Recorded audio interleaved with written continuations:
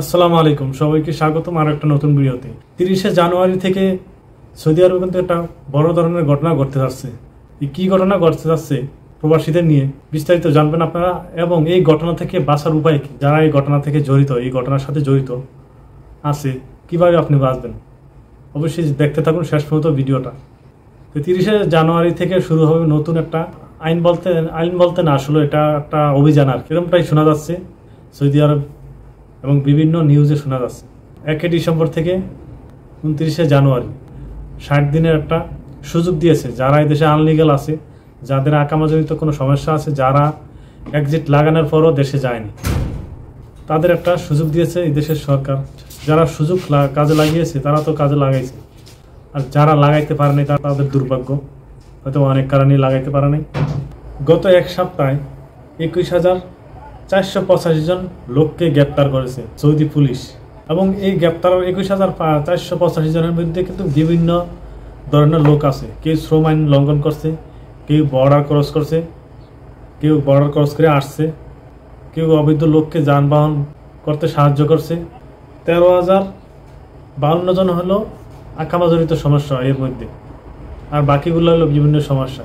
এর ভিতরে কিন্তু কিছু লোক আছে যাদের কিন্তু ছেড়ে দিয়েছে, হয়তোবা যাদের আকামা এক্সপায়ার তাদের ছেড়ে দিয়েছে, যাদের হুরুপ ছিল,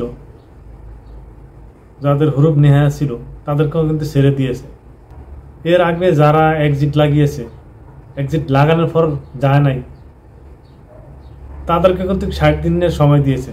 এই 60 দিন শেষ হয়ে যাবে জানুয়ারির 30 তারিখ, মানে 29 তারিখের পর শেষ হয়ে যাবে এই 60 দিন সময়টা। এরপর যে অভিযানটা দিবে আসলে সেটা তো আর আমরা বলতে পারি না, হয়তোবা কঠোরভাবে অভিযান দিতে পারে। তো এগুলো প্রবাসীরা সাবধান থাকবেন অবশ্যই। এই অভিযান থেকে কোন কৌশলে ব্যবহার করে তাদের হাত থেকে বাঁচবেন, সেই কৌশলগুলো আপনারা শুনুন। আপনি যখন পুলিশের সামনে পড়বেন, গাড়ির সামনে পড়বেন, আপনি কখনোই দৌড় দিবেন না, কিংবা আপনার মনের মধ্যে কোনো ভয় আনবেন না। আপনি পুলিশের গাড়ি দেখার সাথে সাথে যখন তারা ব্রেক করবে, মানে গাড়িটা বন্ধ করে নামবে, হয়তোবা আপনাকে ধরা টার্গেট কিংবা অন্যান্য মানুষের ধরছে, আকামা চেক করতেছে, তার আগে আপনারা কি করবেন?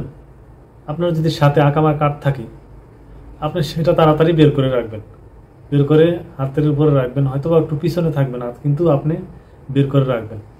একটু লেট বুঝতে পারে, লেট করলে বুঝতে পারে হয়তোবা তার সমস্যা আছে, এই জন্য সে মোড়াগড়ি করতে আসে। কিন্তু আপনি যদি সাথে সাথে বের করেন আকামার কার্ডটা, তারা বলার আগে তারা কিন্তু একটা মনে মনে একটা হিসেব করবে, হয়তোবা এই লোকটার আকামার কোনো সমস্যা নাই, হয়তোবা তার আকামা ঠিক আছে। এইভাবে অনেক সময় মোবাইলে চেক করে না, আসলে আকামার কার্ড যদি আপনার মোবাইলে চেক করে তাহলে কিন্তু বুঝতে পারে তার কোনো সমস্যা আছে কিনা আকামাতে, কিংবা আকামা এক্সপায়ার আছে কিনা।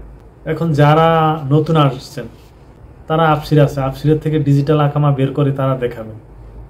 যেহেতু আপনাদের কার্ড বের হয় নাই, যাদের কার্ড বের হয় নাই, নতুন যারা আসছেন